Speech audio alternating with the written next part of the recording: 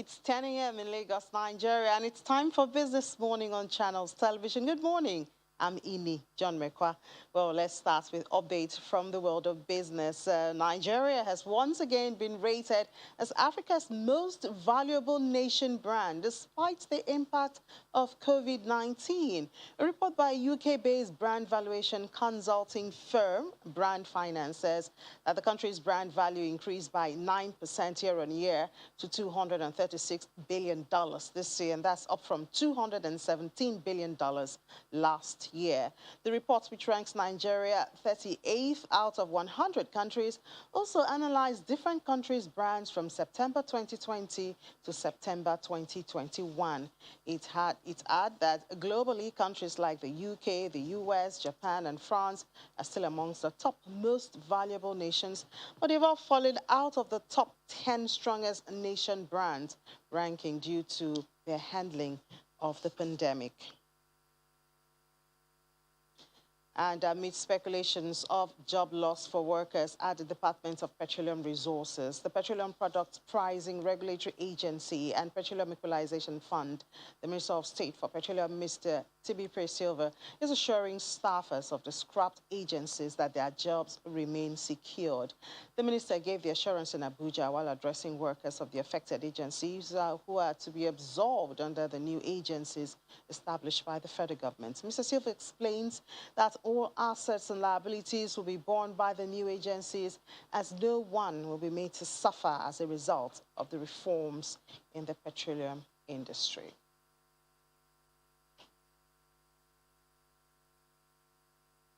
After the break, investors take profit on oil. What are the implications? Let's have that discussion afterwards. Join us this Business Morning on Channels Television.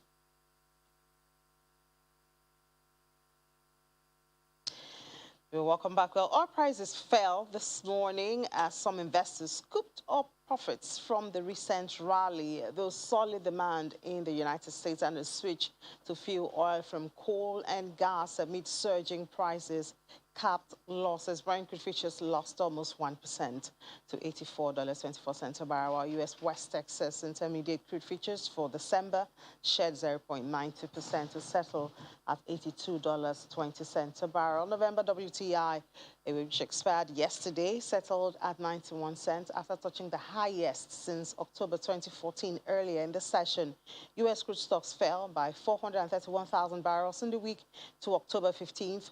To 426.5 million barrels. U.S. gasoline stocks fell by more than expected 5.1 million barrels in the week to 217.7 million barrels, the lowest since November 2019. Well, oil markets hit multi-year highs earlier in the week, also supported by a global coal and gas crunch, which has driven a switch to diesel and fuel oil for power generation. But a Chinese government flag on Tuesday, it was looking for ways to tame record high coal prices, and that would ensure that coal mines operate at full capacity to help ease a power shortage. What does all of this mean?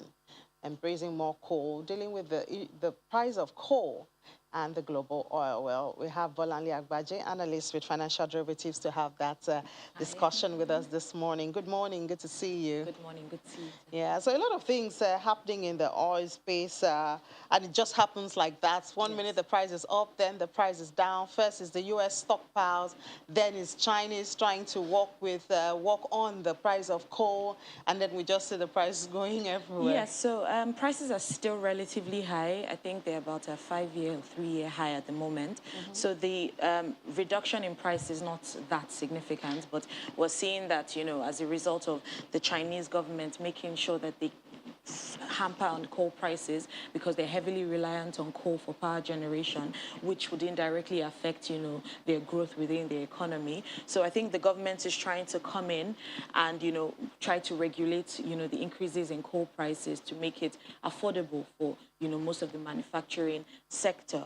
Also, that apart from the fact that that affected oil prices in a negative way, we also saw, you know, the U.S. stockpiles increase. The American Petroleum Institute reported a 3.3 million barrel surge in U.S. stockpiles, which, you know, reduced prices significantly. But I don't think we'll see that drastic drop in prices if we don't see, OPEC come in to regulate or increase supply within the market. Do we know what China is doing to reduce the price of coal?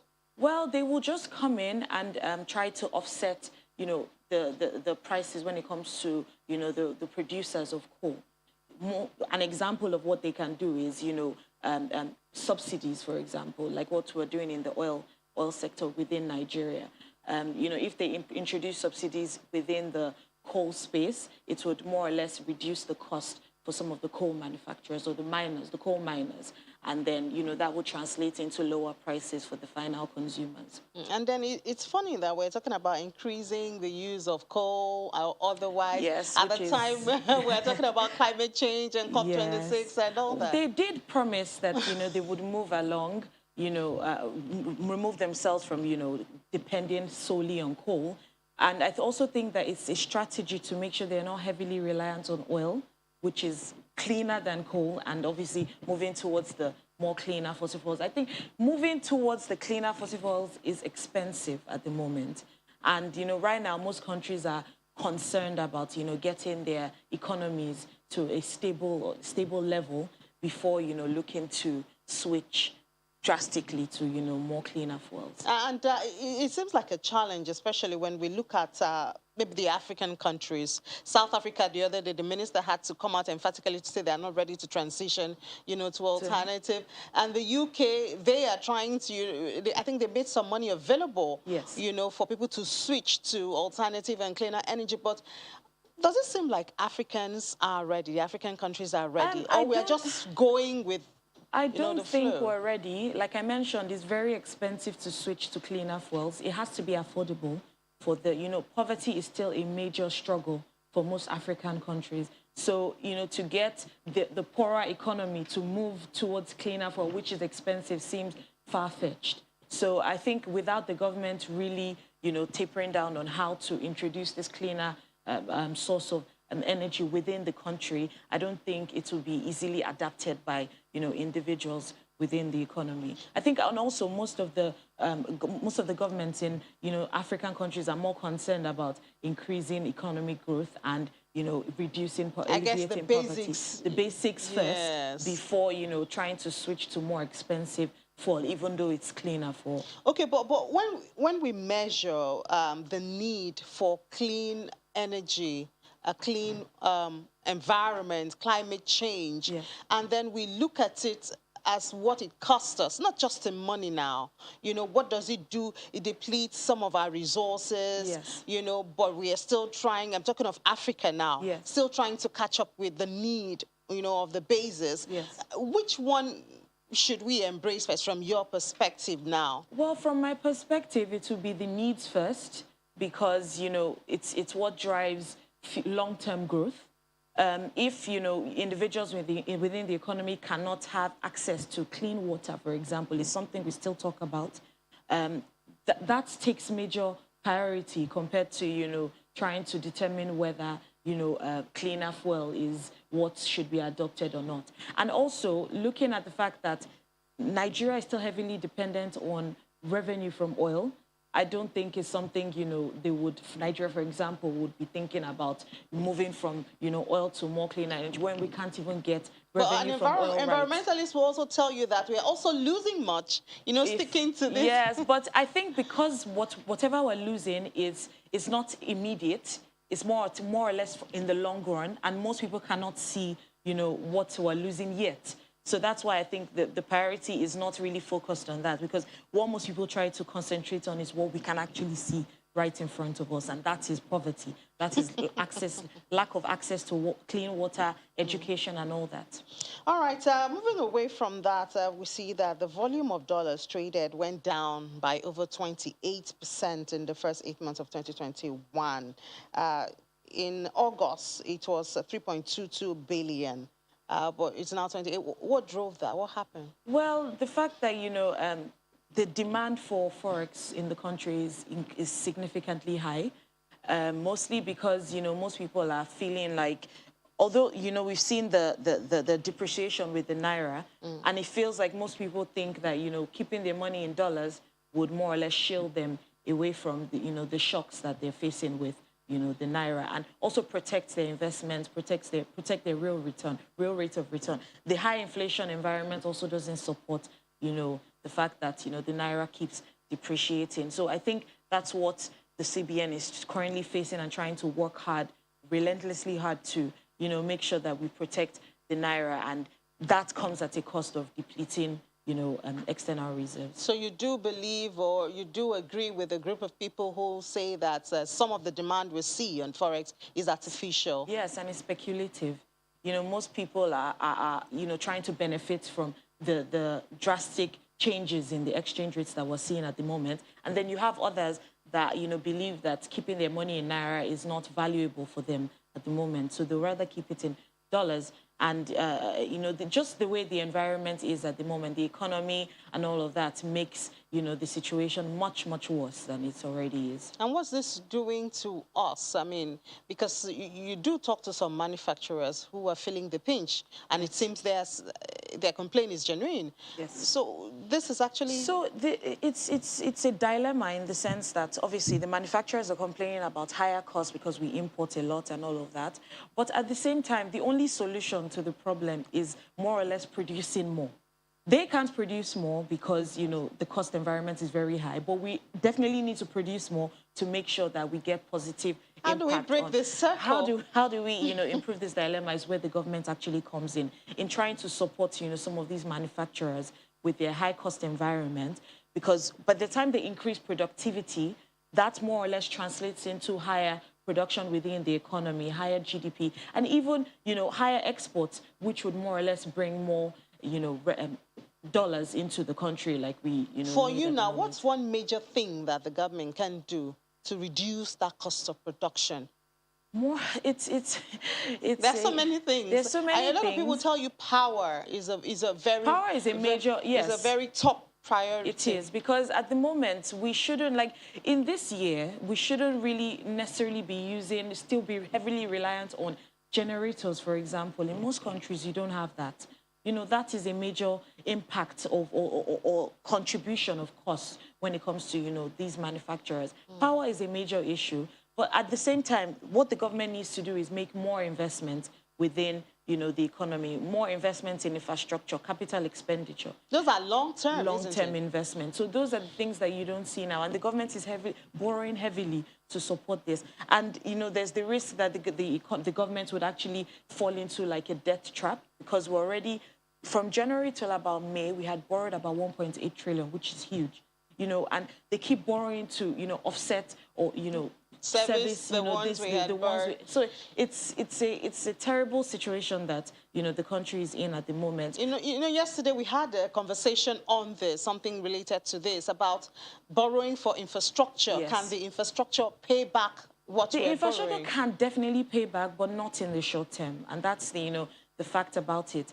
It's something that it's an infrastructure. It's a borrowing that has to be paid back, in the longer term. So I don't know. It's a very weird situation for the government at the moment. Wow, doesn't look very good. And cocoa farmers in Ivory Coast are on strike. That should be good news for Nigeria, isn't it? It should be, ideally, but we're only producing about 240,000 tons, and it's not really huge. Although cocoa is one of our major exports when it comes to the agri side of things. Although it's great, that these farmers are striking. Well, in Ivory Coast, it's not so good. Of course. The fact that, they're demanding, they feel like, you have low retail prices as well as high export taxes, which is not great for them. So they're trying to obviously withhold, some of their cocoa beans and try to affect the prices within the market. But it's great for us. All we have to do is just ramp up our cocoa production. Although, last month, farmers had complained about the black pod disease, which had affected their harvest. And we do hope that that doesn't happen in this new harvest, season. And most of these farmers can also contribute to the production that we're seeing at the moment. Although, the industry is flagged with so many issues, lack of investment, poor understanding of how to actually grow cocoa farms, and also the fact that, they need huge investment. And obviously, you don't see the impact of the investment so soon. It takes about 2 to 5 years to grow a cocoa tree. So it's not a short-term investment at the same time. You know, sometimes when we read about these things, you just ask yourself, Nigeria has the potential to do this. Nigeria is the third, has the potential to be the biggest cocoa, Yes. palm oil and things like that. And it just seems like we are not are we being intentional enough? I mean, it doesn't have to be the government. You know, can't we have private sector, for instance, focus and say, we're going to deal with cocoa, and then we follow not just the planting and the harvesting, but the value chain. Yeah. You know, we can make something out. We can have a little factory. We have a lot of rich people in Nigeria. We do. But, you know, the private sector would only invest if they can actually see the real returns from it.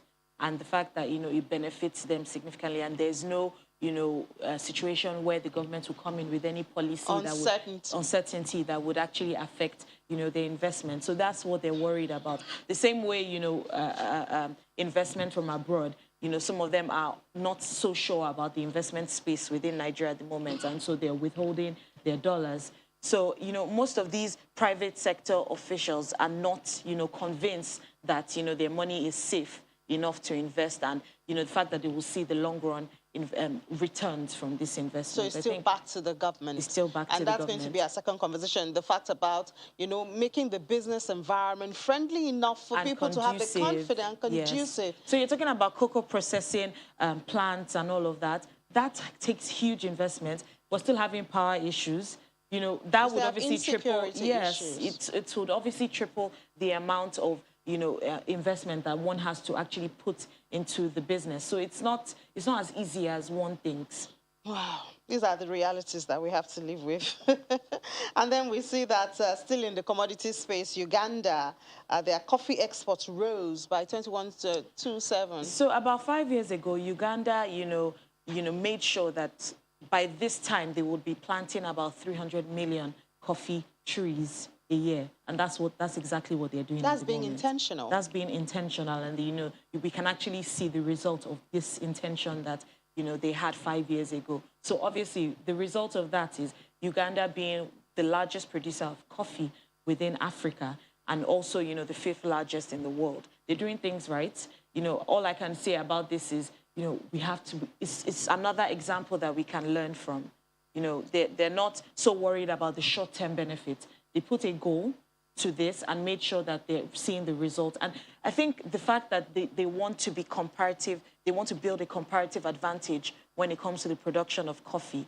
The likes of Nestle and all that will be importing, you know, these raw materials from, you know, and Nestle also reported higher earnings, you know, contributing to the fact that, you know, from staying at home, the lockdown, you know, they believe that more people were drinking more coffee, and that contributed to, you know, increases in profits with their companies. So, but imagine if we actually produce the coffee within Nigeria, it would even triple the profits. And we do have the potential. We do have the potential. Well, what else is happening in the commodity space? Well, commodity prices are still high. They remain elevated, and I think that trend is going to continue towards the December period. Most people don't have a choice than to, you know, purchase some of these commodities because it's actually a necessity. Some of these commodities also don't even have substitutes, you know. So we still expect to see the trend of, you know, major staples remain elevated. Elevated. All right. Thank you so much, Bolanle, for sharing your thoughts with us. We do appreciate it. Thank you. So we'll take a break now. When we come back, well, like we've hinted, how easy or difficult is it to do business in Nigeria? Why are the private sector not going to the agriculture sector to boost production? Well, we'll talk about that and much, much more after the break. Do stay with us.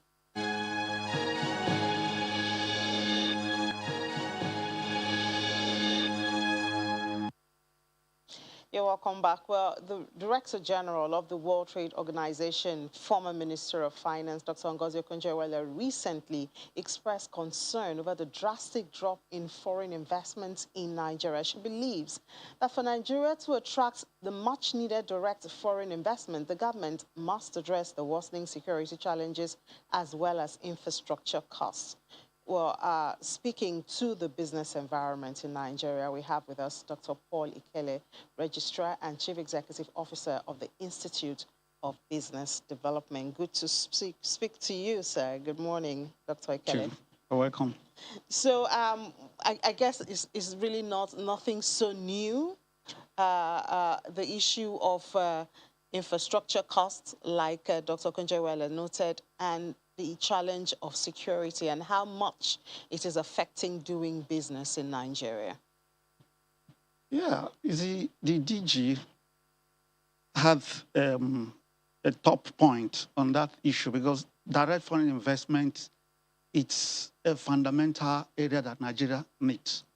Knowing that Nigeria is a mono-dependent country that basically exports.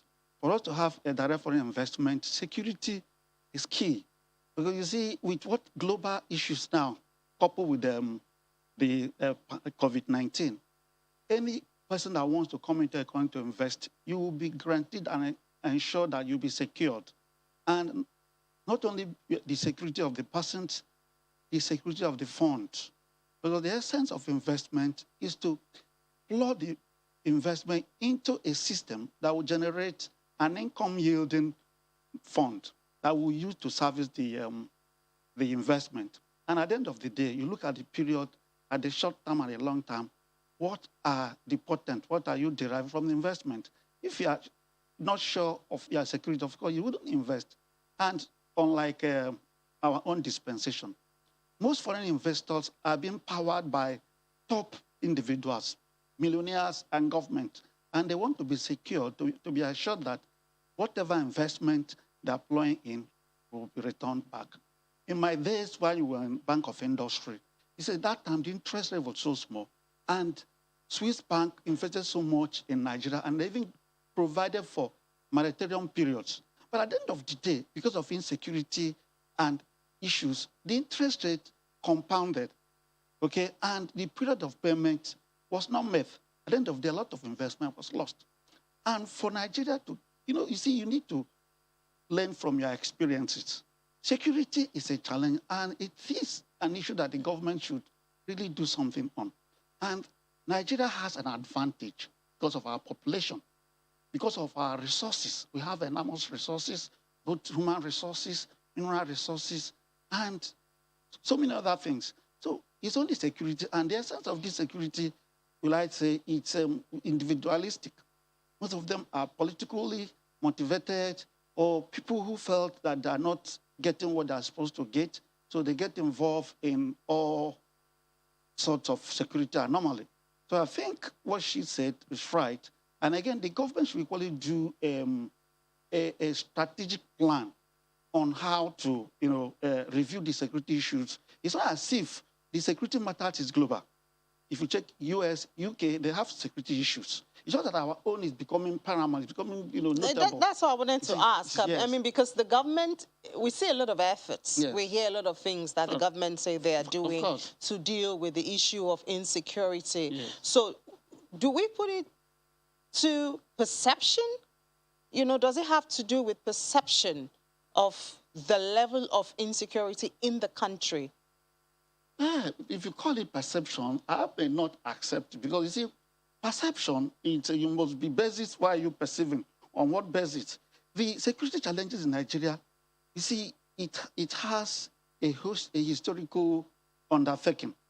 Just like when they started from the Niger Deltans, they felt that they provide a lot of resources and they're not getting anything for it. Do you understand? They formed kinds of groups, the Greeks and things like that. From Niger Delta, political issue came up from Boko Haram, and they went some individuals, because you didn't win the election, you want to form a group. All of a sudden, you see, like the issue of kidnapping. I mean, it was not known in Nigeria, okay? But because individuals now, once you start doing bad, a lot of things will come up. You get the point. So out of some of these pullouts, people begin to form segments to get involved in security matters, and they felt that a lot of individuals who had nothing and moved into politics, all of a sudden they are millionaires, and like what papers write, like people in the National Assembly or people in government move money around. So individuals say because they can't get, they want to go into crime to achieve it, which is wrong. So I felt that the government... So you think if the government wants to solve this problem, they need to deal with the source or that's, birth these groups? The government should. We have all three tiers of government. We have the local government, we have the state, we have the federal. You see, there should be responsibilities.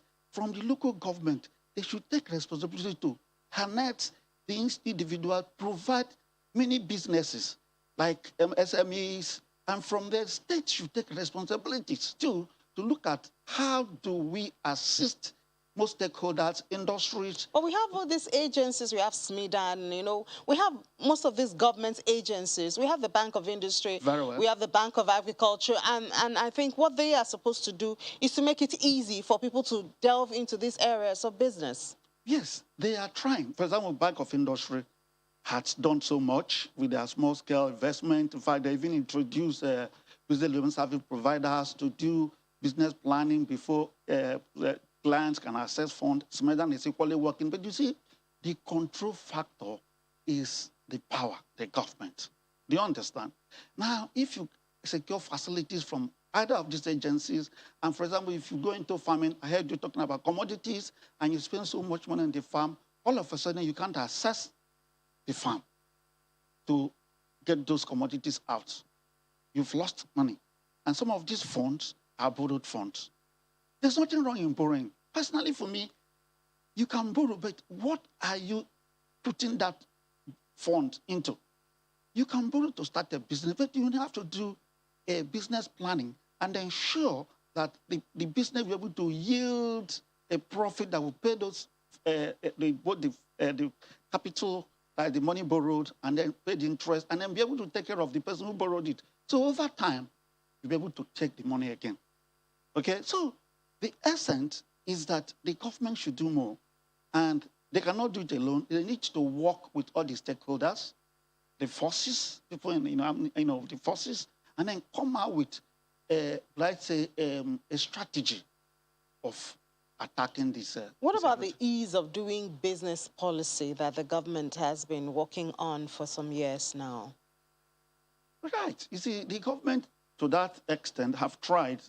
For example, in 2018, there was the National Assembly passed a law to make ease of doing business, to remove some of the areas with Corporate Affairs Commission, so that people can get their business registered on time.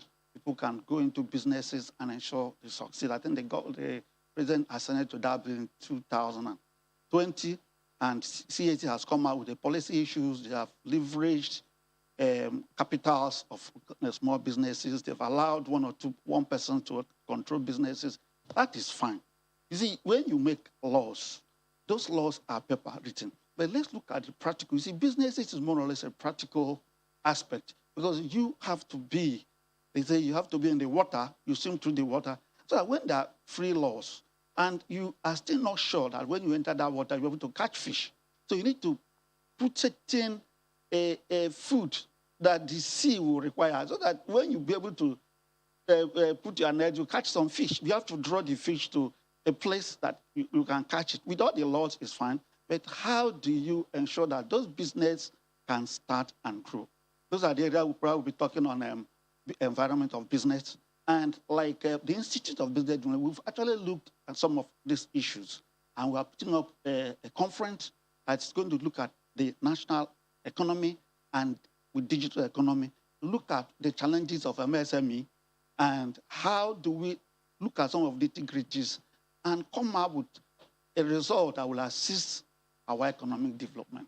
Yeah, because I was going to say, as a business development institute, yes, people still have to survive, and people are still surviving. Companies are still declaring profit. So that means there must be a way to, maneuver even around some of these challenges. Yeah, you see, one thing about business is, you cannot do business in a vacuum.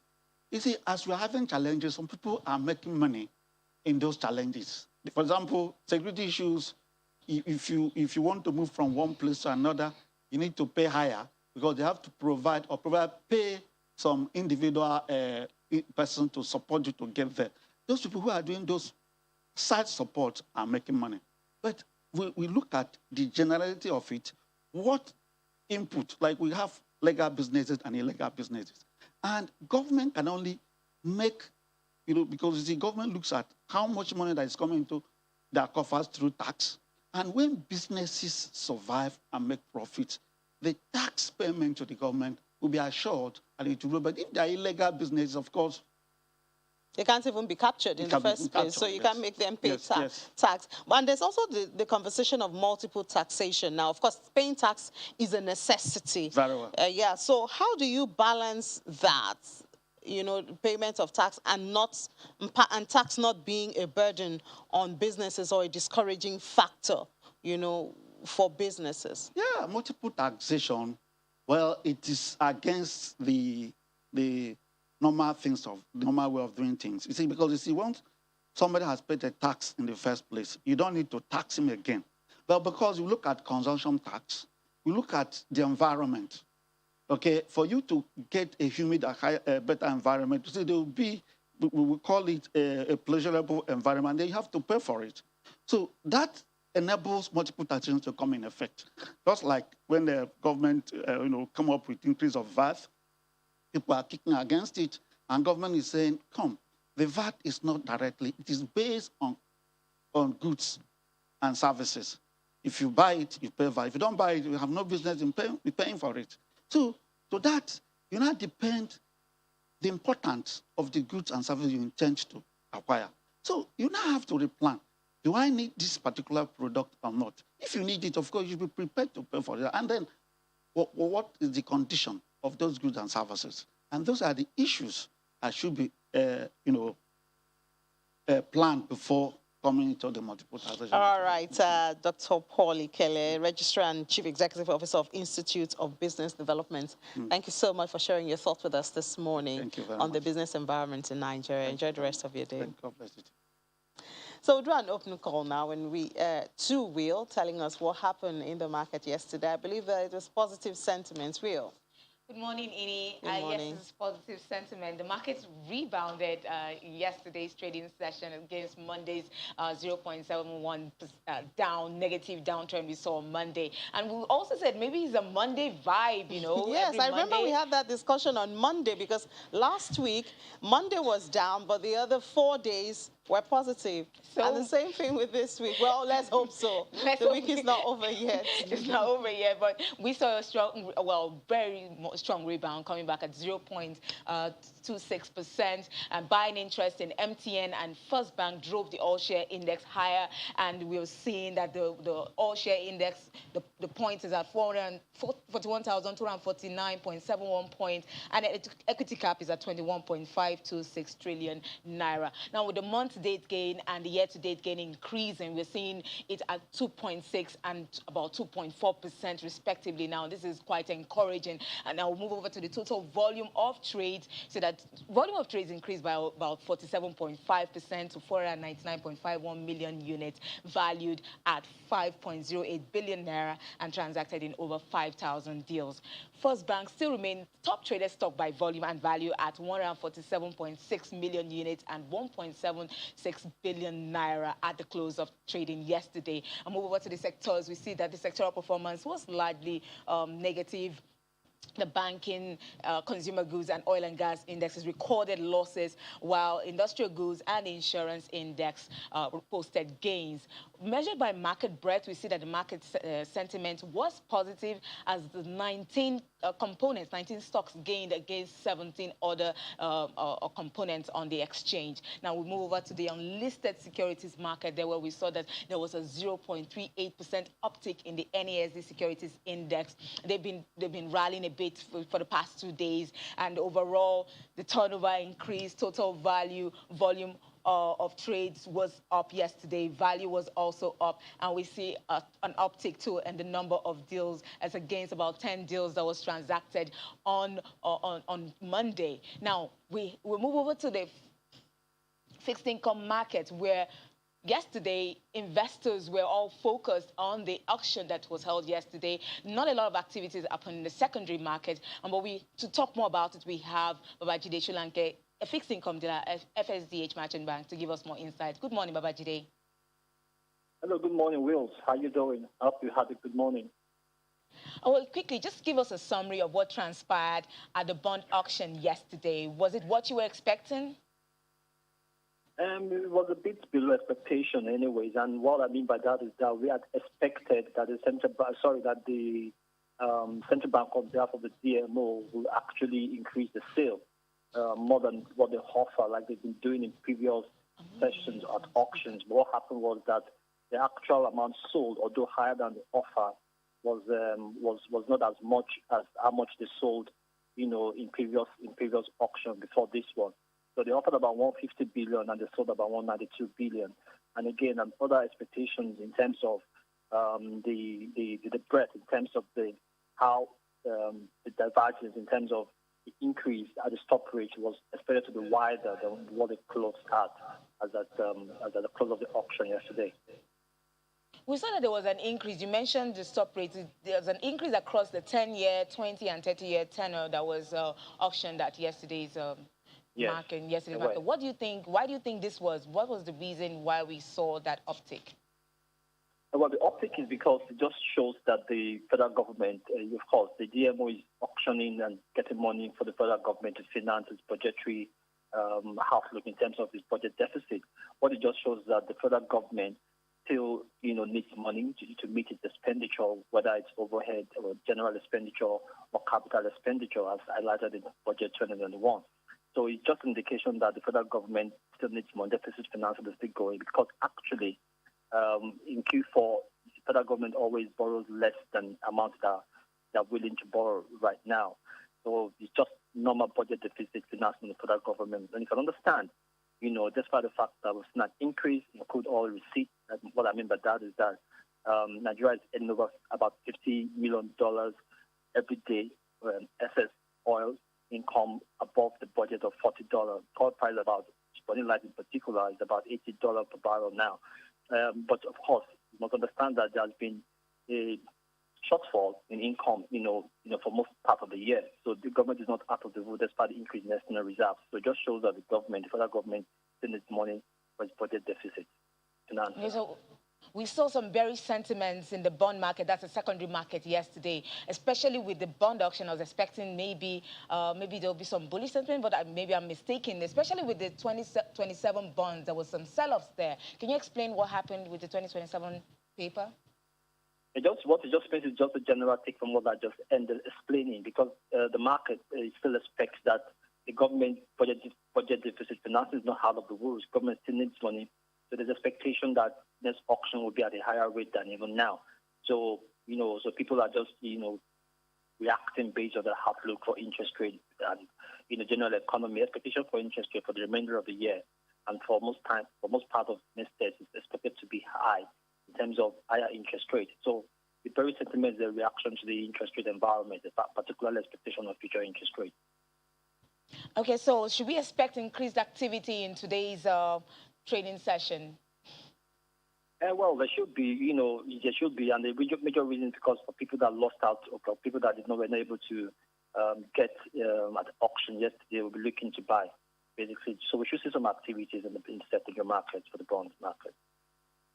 Thank you so much, Babajide, for your insights. That's Babajide Shulanke, a fixed income dealer at FSDH Merchant Bank. Now, Ini, we'll move over quickly to the NTB market. There were also bearish, very bullish sentiments there because we saw some sell-offs. There were some other things happening there. The market is just looking at the auctions and trying to see where they can make the most of their gains and profit, I think. So that's what we have for the market today. Yeah, well, talking about keeping your fingers crossed and just watching out. Thank you so much, Will. Enjoy the rest of your day. So we'll take a break now. When we come back, we'll do an opening call to London. Do stay with us.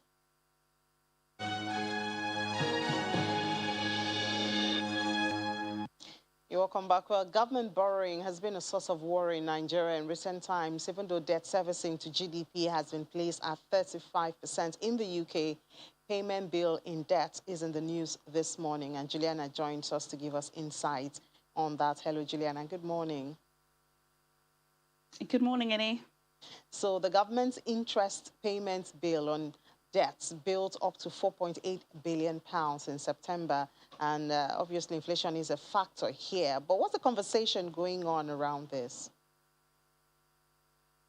Well, the conversation, Inni, is squarely focused on next week, which is the time Rishi Sunak, the Chancellor, will deliver his budget and spending review for the next couple of quarters. And a lot of that conversation will revolve around the data we received this morning from the Office for National Statistics, showing that UK public sector net borrowing dropped slightly this month, last month in September, to £21.8 billion.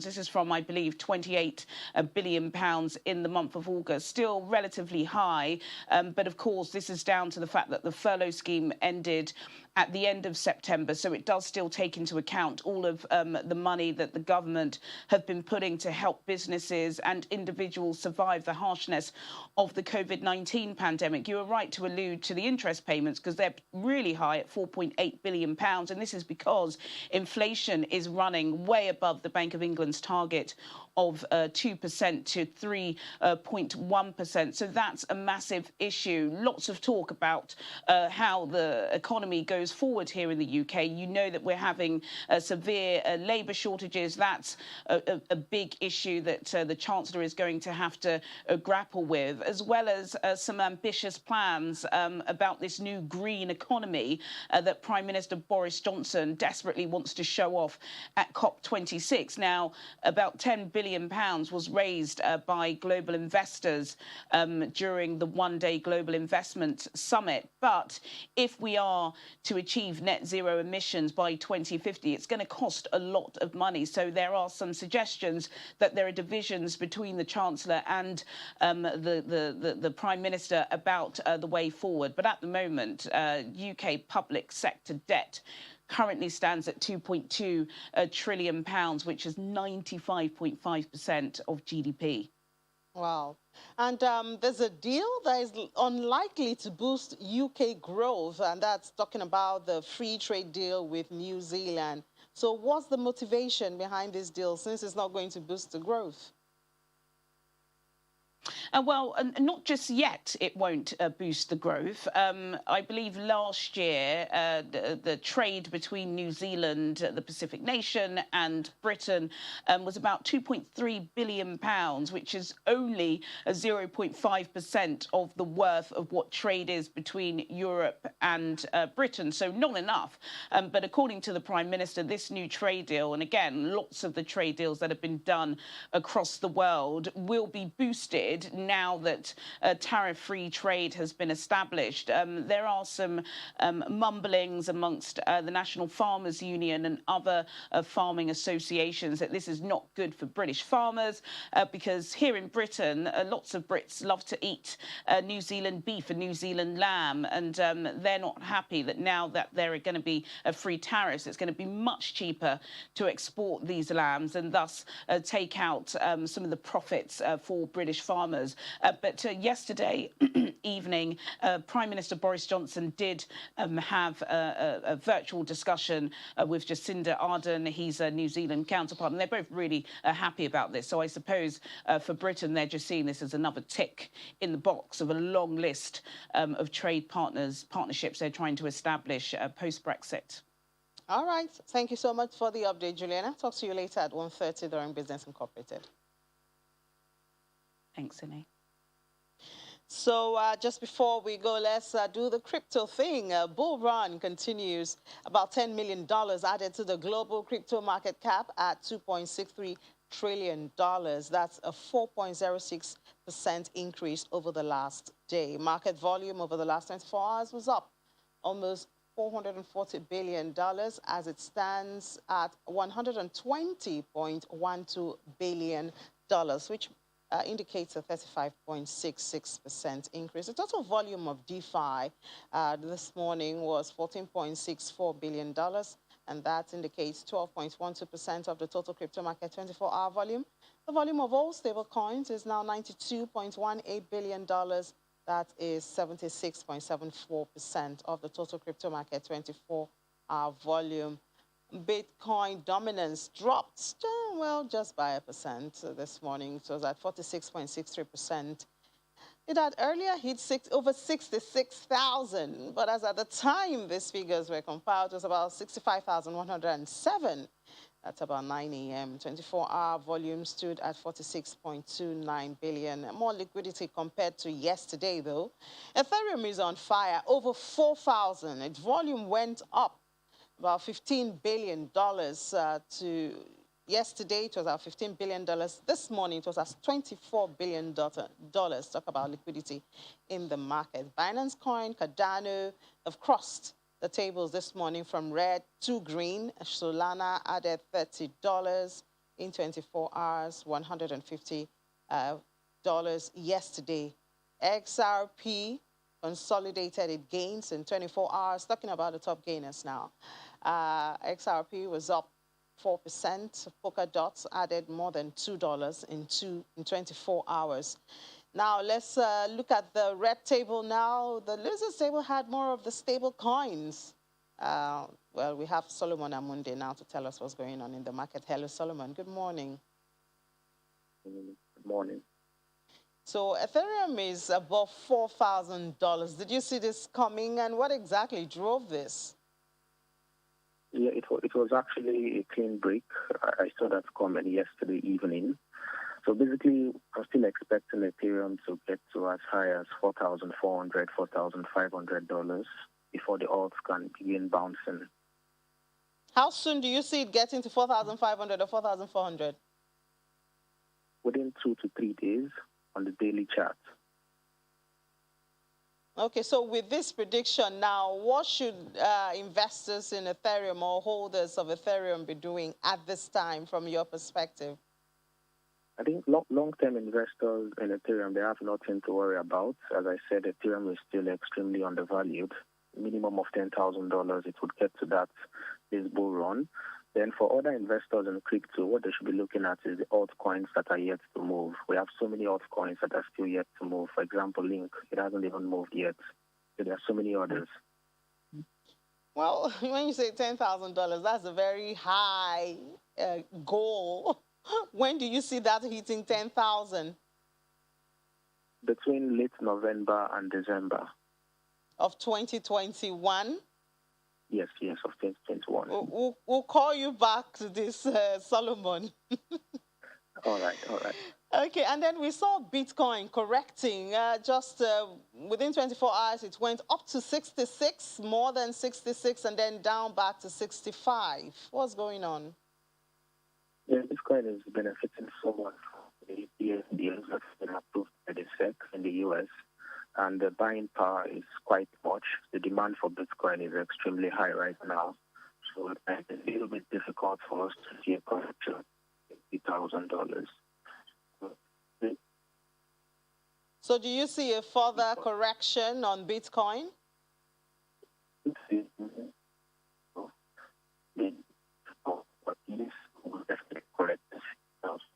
Definitely will.